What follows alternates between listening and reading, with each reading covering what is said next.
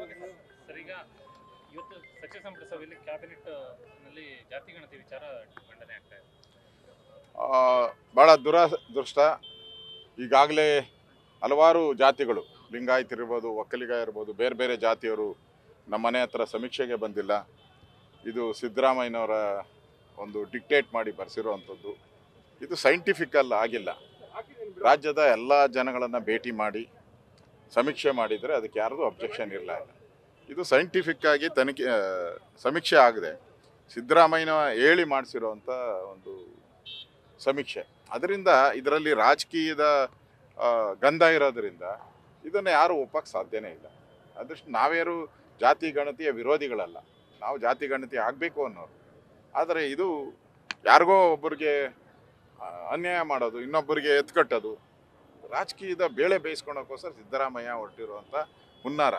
ಜಾತಿಗಳ ಮಧ್ಯೆ ವಿಷ ಬೀಜ ಬಿತ್ತರು. ಈಗಾಗಲೇ ಹಿಂದೂ ಮುಸ್ಲಿಮರ ಮಧ್ಯೆ ವಿಷ ಬೀಜ ಬಿತ್ತಿದ್ದಾರೆ ಸಿದ್ದರಾಮಯ್ಯನವರು. ಈ ಜಾತಿಗಳ ಮಧ್ಯೆ ವಿಷ ಬೀಜ ಬಿತ್ತಿದ್ದಾರೆ. ಅದರಿಂದ ಇದ್ರ ಬಗ್ಗೆ ಈಗಾಗಲೇ ರಾಜ್ಯವ್ಯಾಪಿ ಒಂದು ಪ್ರತಿಭಟನೆಗಳು, ಹೋರಾಟಗಳು ಎಲ್ಲ ನಡೆದಿದೆ. ನೋಡೋಣ ಏನಾಗುತ್ತೋ. ಕಾಂಗ್ರೆಸ್ ಅವರು ದುರುಳ್ರಿದ್ದಾರೆ, ಅವ್ರಿಗೆ ಇದೇ ಬೇಕಾಗಿರೋದು. ನೋಡೋಣ ಏನಾಗುತ್ತೆ ಮುಂದೆ.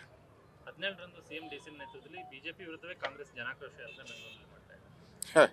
ಅದು ನೋಡಿ, ಜನಾಕ್ರೋಶ ಅವರು ಯಾವುದಕ್ಕೆ ಮಾಡಬೇಕು ಅಂದರೆ ಇವ್ರ ಕಾಂಟ್ರಾಕ್ಟರ್ಗಳೆಲ್ಲ ನೋಟಿಸ್ ಕೊಟ್ಟವರಲ್ಲ, ಅದಕ್ಕೆ ಅವರು ಸಭೆ ಮಾಡಬೇಕಾಯಿತು. 17ನೇ ತಾರೀಕು ಅವ್ರ ಸಭೆ.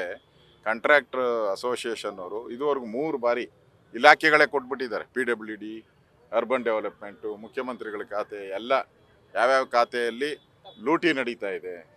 ಇವತ್ತು ಏನು ಸೀನಿಯಾರಿಟಿ ಇದೆ, ಆ ಸೀನಿಯಾರಿಟಿ ಕ್ಯೂ ಬಿಟ್ಟು ಮುಂದೆ ಬಂದರೆ ಅವ್ರಿಗೆ ಅಲ್ಲೇ ಸ್ಪಾಟಲ್ಲಿ ಟಕ್ ಅಂತ 10% ಎಕ್ಸ್ಟ್ರಾ ಕೊಟ್ಬಿಟ್ರೆ ಅವ್ರಿಗೆ ಬಿಲ್ಲು ಸ್ಯಾಂಕ್ಷನ್ ಆಗೋದು.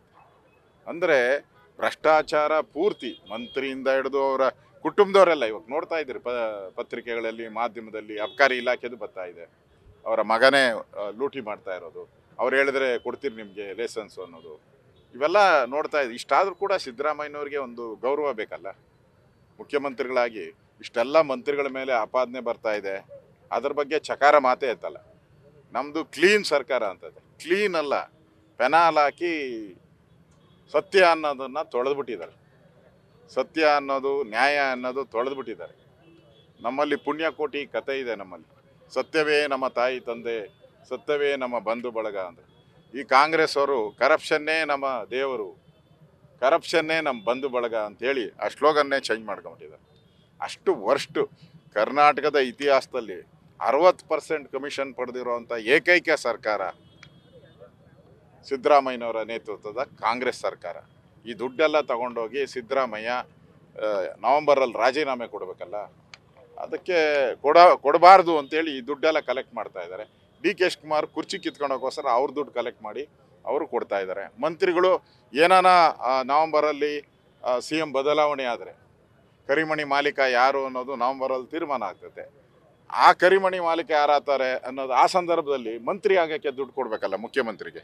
ಅದಕ್ಕೆ ಇವು ಮಂತ್ರಿಗಳೆಲ್ಲ ಎದ್ದು ಬಿದ್ದು ಕಲೆಕ್ಟ್ ಮಾಡ್ತಾ ಇದ್ದಾರೆ. ನೀವು ವಿಧಾನಸೌಧದ ಯಾವುದೇ ಮಂತ್ರಿ ಆಫೀಸ್ಗೆ ಹೋಗಿ, ಅದು ಕಲೆಕ್ಷನ್ ಸೆಂಟರ್. ಮಂತ್ರಿಗಳ ಆಫೀಸಲ್ಲ, ಕಲೆಕ್ಷನ್ ಸೆಂಟರ್. ಅವ್ರ ಬಂಧುಗಳೆಲ್ಲ ಕಲೆಕ್ಷನ್ ಏಜೆಂಟ್ಗಳು. ಸಂಪನ್ಮೂಲ ಕ್ರೋಢೀಕರಣ, ಒಳ್ಳೆ ಸಂಪನ್ಮೂಲ. ಇತಿಹಾಸದಲ್ಲಿ ನೋಡಿ, ಅವ್ರಿಗೆ 55,000 ಕೋಟಿ ಗ್ಯಾರಂಟಿಗೆ ಬೇಕಾಗಿರೋದು. 80,000 ಕೋಟಿ ಟ್ಯಾಕ್ಸ್ ಹಾಕಿದ್ದಾರೆ. ಇವಾಗ ಹಾಕಿರೋ ಟ್ಯಾಕ್ಸ್ಗಳನ್ನೆಲ್ಲ ಲೆಕ್ಕ ಹಾಕಿದ್ರೆ 80,000 ಕೋಟಿ. ಕಸನೂ ಬಿಡ್ತಾ ಇಲ್ಲ. ಕಸದಿಂದ ರಸ ತೆಗಿತಾ ಇರೋವಂಥ ಕಳ್ಳರು ಈ ದೇಶದಲ್ಲಿ ಯಾರಾದರೂ ಇದ್ದರೆ ಅದು ಕಾಂಗ್ರೆಸ್ ಅವರು. ಕಸದಿಂದ ರಸ ತೆಗಿತಾರೆ, ಯಾರು ಕಂಡುಹಿಡಿದಿರಲಿಲ್ಲ ಅಂಥ ಕಳ್ಳರು ಇವತ್ತು ಕರ್ನಾಟಕದಲ್ಲಿದ್ದಾರೆ. ಅಲಿಬಾಬಾ ಮತ್ತು 40 ಕಳ್ಳರು ಅಂತ ಇದ್ರು. ಕರ್ನಾಟಕದಲ್ಲಿ ಆ 40 ಕಳ್ಳರು ಅಲಿಬಾಬನ ಕಾಲ ಅಲ್ಲ, ಕರ್ನಾಟಕದ ಈ ಕಾಂಗ್ರೆಸ್ ಕಾಲದಲ್ಲೇ ಆ 40 ಕಳ್ಳರು ಇಲ್ಲಿಗೆ ಬಂದ್ಬಿಟ್ಟವ್ರು, ತಪ್ಪಿಸ್ಕೊಂಡು ಇಲ್ಲಿಗೆ ಬಂದ್ಬಿಟ್ಟಿದ್ದಂಗೆ ಅವರೆಲ್ಲ. ಸರ್, ನಾಳೆ JDS ಪ್ರತಿಭಟನೆ ಮಾಡ್ತಾ ಇದ್ದಾರೆ ಸರ್. ಪೋಸ್ಟರ್ ಅಭಿಯಾನ ಕೂಡ ಶುರು ಮಾಡಿದ್ದಾರೆ. ಒಳ್ಳೆ ಕೆಲಸ ಮಾಡ್ತಾ ಇದ್ದಾರೆ. ನಮ್ಮ ಬೆಂಬಲ ಇದೆ JDSಗೆ. ನಮ್ಮದೇ ಅವ್ರ ಬಗ್ಗೆ ಯಾವುದೇ ಭಿನ್ನಾಭಿಪ್ರಾಯ ಇಲ್ಲ. ಈಗಾಗಲೇ ಕುಮಾರಸ್ವಾಮಿ ಅವರು ಹೇಳಿದ್ದಾರೆ, ನಾನು ಕೂಡ ಮಾತಾಡಿದ್ದೀನಿ. ಹೋರಾಟ ಮಾಡ್ತಾ ಇದ್ದಾರೆ, ನಾವು ಹೋರಾಟ ಮಾಡ್ತಾ ಇದ್ದೀರಿ. ವಿಧಾನಸಭೆಯಲ್ಲಿ ಒಟ್ಟಿಗೆ ನಾವು ಹೋರಾಟ ಮಾಡ್ತಾ ಇದ್ದೀರಿ. ಮುಂದೆ ಚುನಾವಣೆ ಬಂದಾಗ ನಾವು ಒಟ್ಟಿಗೆ ಹೋಗ್ತೀರಿ. ಮಾತಾಡ್ತೀನಿ ಕುಮಾರಸ್ವಾಮಿ ಅವ್ರ ಹತ್ರ ಮಾತಾಡಿ, ಅವ್ರ ಸಮಯ ತೆಗೆದುಕೊಂಡು ಮಾತಾಡಿ ಯಾವ್ಯಾವ ಹೋರಾಟಕ್ಕೆ ನಾವು ಒಟ್ಟಿಗೆ ಹೋಗಬೇಕು, ಯಾವ್ಯಾವ ಹೋರಾಟ ಸಪ್ರೇಟ್ ಮಾಡಬೇಕು ಅನ್ನೋ ತೀರ್ಮಾನಗಳನ್ನು ಮಾಡ್ತೀರಿ. ಈಗ ಮೈಸೂರು ಹೋರಾಟ ಒಟ್ಟಿಗೆ ಹೋಗಿದ್ರಿ, ಅದನ್ನು ಯಾರು ಹೈಲೈಟ್ ಮಾಡೋದೇ ಇಲ್ಲ. ಯಾವುದು ಹೋಗಲ್ಲ ಅದು ಮಾತ್ರ ಹೈಲೈಟ್ ಆಗ್ತಾ ಇದೆ. ಕುಮಾರಸ್ವಾಮಿ ಅವರು ನಮ್ಮ ಮಧ್ಯೆ ಇರುವಂಥ ಬಾಂಧವ್ಯಕ್ಕೆ ಯಾರೂ ಉಳಿ ಹಿಂಡಕ್ಕೆ ಸಾಧ್ಯ ಇಲ್ಲ. JDS ಮತ್ತು BJP ಮಧ್ಯೆ ಇರೋ ಬಾಂಧವ್ಯಕ್ಕೆ ಯಾರೂ ಉಳಿ ಹಿಂಡಕ್ಕೆ ಸಾಧ್ಯ ಇಲ್ಲ. ನ್ಯೂಸ್ ಫಸ್ಟ್ ನಿರ್ಭೀತಿಯಿಂದ ನಿಮ್ಮ ಪರವಾಗಿ.